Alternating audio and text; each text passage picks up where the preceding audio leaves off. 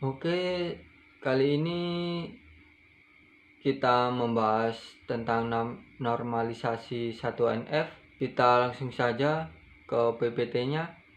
Pentingnya normalisasi 1NF ini adalah data yang tersimpan dari beberapa tempat file atau record. Lalu ketidakmampuan untuk menghasilkan informasi tertentu terjadi kehilangan informasi, jadinya ada redundansi, pengulangan atau duplikasi. Lalu timbulnya ada null value atau database yang bernilai kosong. Kita bisa normalisasikan menggunakan 1NF ini. Saat kita membuat suatu aplikasi database, kita perlu merancangnya. Nah, merancang ini kita bagi nanti 1NF, 2NF, 3NF, terus sampai ke BCNF. Itu adalah paling baik tidak ada pengulangan dan sampai ke analisa terakhir.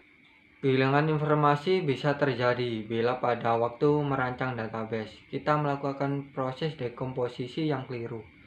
Nah, tujuan normalisasi mengeliminasi adanya duplikasi informasi, memudahkan pengubahan struktur tabel, terus memperkecil pengaruh perubahan struktur.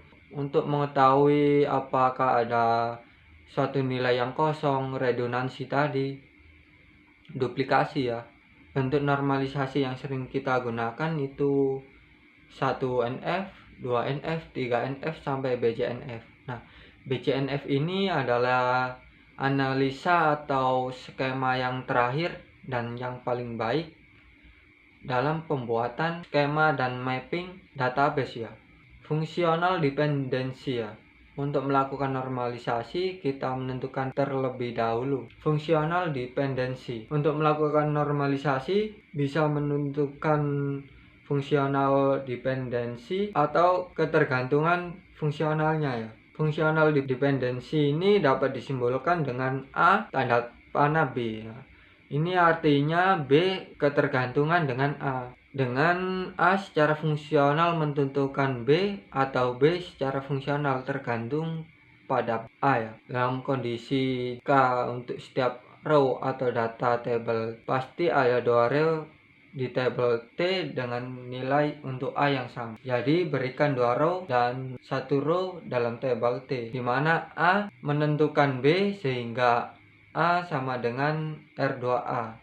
Maka R1B sama dengan R2B Misal seperti ini. Nah, contoh fungsional dependensi yaitu row 1, row 2, row 3, lalu ada row 8. Di sini ada nilai yang sama atau redundansi duplikasi NRP di sini.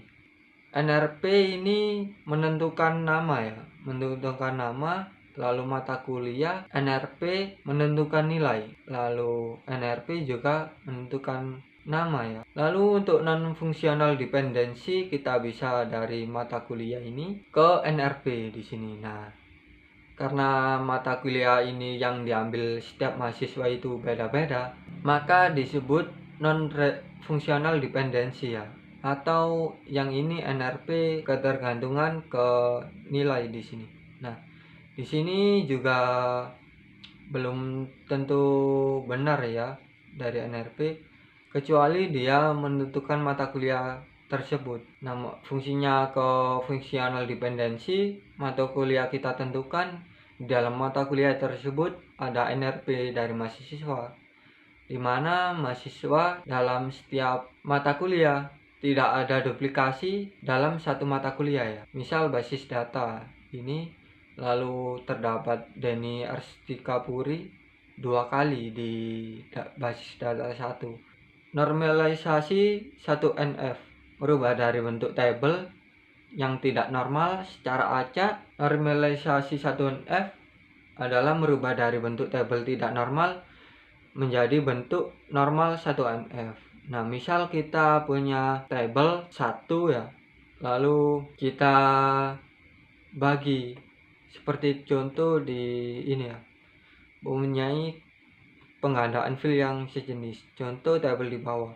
Ada tabel siswa yang mengambil mata kuliah MK NRP, setiap siswa mempunyai 1 NRP, namun bisa memilih mata kuliah sesuai nilai SKS-nya Misal di sini ada 3. Nah, Mata kuliah kita bisa tentukan dengan menggunakan ID atau NRP dari mahasiswa tersebut agar tidak ada pengulangan redundansi. Lalu normalisasi null value, tabel yang mencatat nomor SIM yang dimiliki siswa. Nah, di sini kita punya niche dari mahasiswa untuk menghilangkan redundansi ya. Jika ada nama yang sama, misal di sini nama ada Budi 2 kali, namun niche-nya juga beda ya. Dan tanggal lahir juga bisa beda. Belum tentu mahasiswa tersebut mempunyai SIM. Nah, maka dari itu kita bisa menginisialisasi null value terdapat di normalisasi 1NF seperti ini ya. Nah, normalisasi 1NF berada pada bentuk normal jika tidak berada pada bentuk anormalis stable. Bentuk anormalisnya itu tadi ini ya.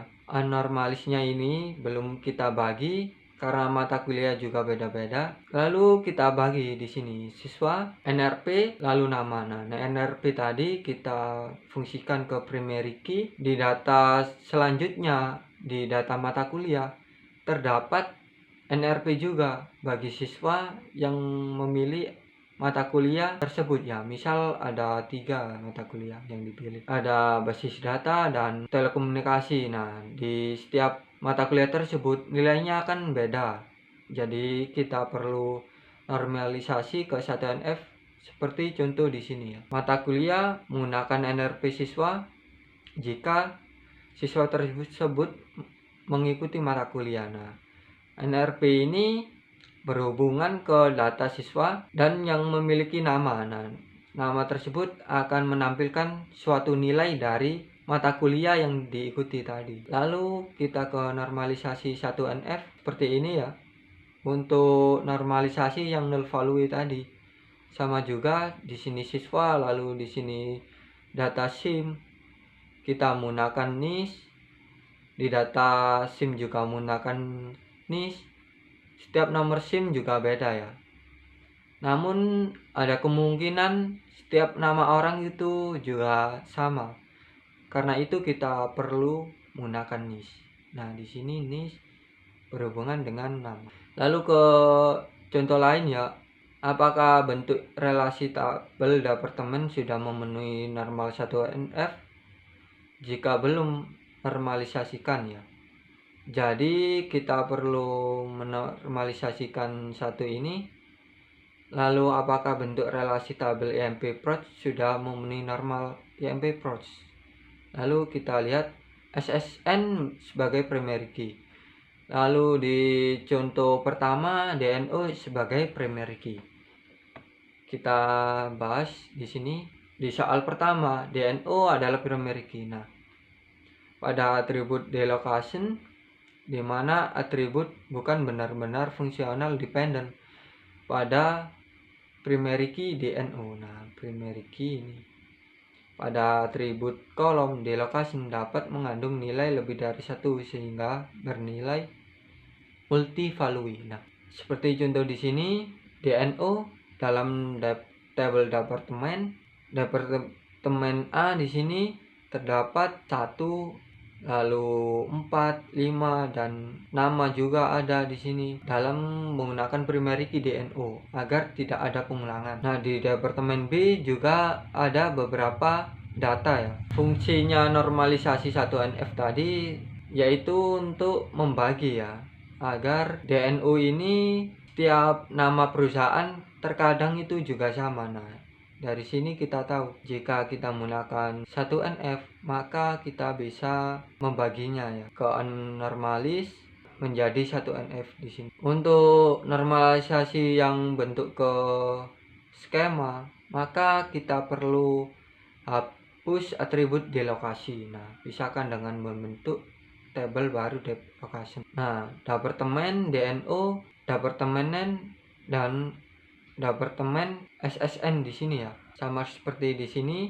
Lalu di sini kita bagi data lagi ke normalisasi 1NF yaitu DNO dan delokasi. Nah, tiap delokasi juga beda-beda namun memiliki nama perusahaan dan nomor ID SSN yang sama ya. Misal PT1 ada di Surabaya, PT2 ke Sidoarjo gitu. Namun memiliki SSN atau ID yang sama dan nama perusahaan yang sama.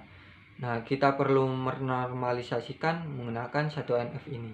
Ingat 1NF itu jika kita memiliki satu tabel anormalis, maka ciri-cirinya adalah dua tabel itu disebut 1NF ya. Jika ada 3 tabel normalisasi, kita sebut dengan 2NF. Lebih satu pokoknya. Nah, jika pada atribut DNO ditulis berulang-ulang seperti pada gambar departemen B, jika pada atribut DNO ditulis berulang-ulang, adanya redundansi ya, seperti penjelasan tadi. Nah, di sini ada penjelasan cara tabel adanya redundansi di sini. Nah, redundansi menandakan adalah weak entity, database lemah. Maka dari itu kita perlu menormalisasikan ke bentuk 1NF ini ya. Kita bagi karena seperti ini kemungkinan ada yang sama. Nah, seperti ini SSN, ename, lalu PNO horse, IMP approach, kita bagi projectnya dengan nama karyawan namun memiliki SSN atau ID dari karyawan. Di karyawan tersebut memiliki number dari pekerjaannya dan lama jam kerjanya ya. Untuk video kali ini itu saja. Mohon maaf jika ada kekurangan. Bisa menambahkan atau tanya-tanya di kolom komentar nanti ya. Sekian, terima kasih.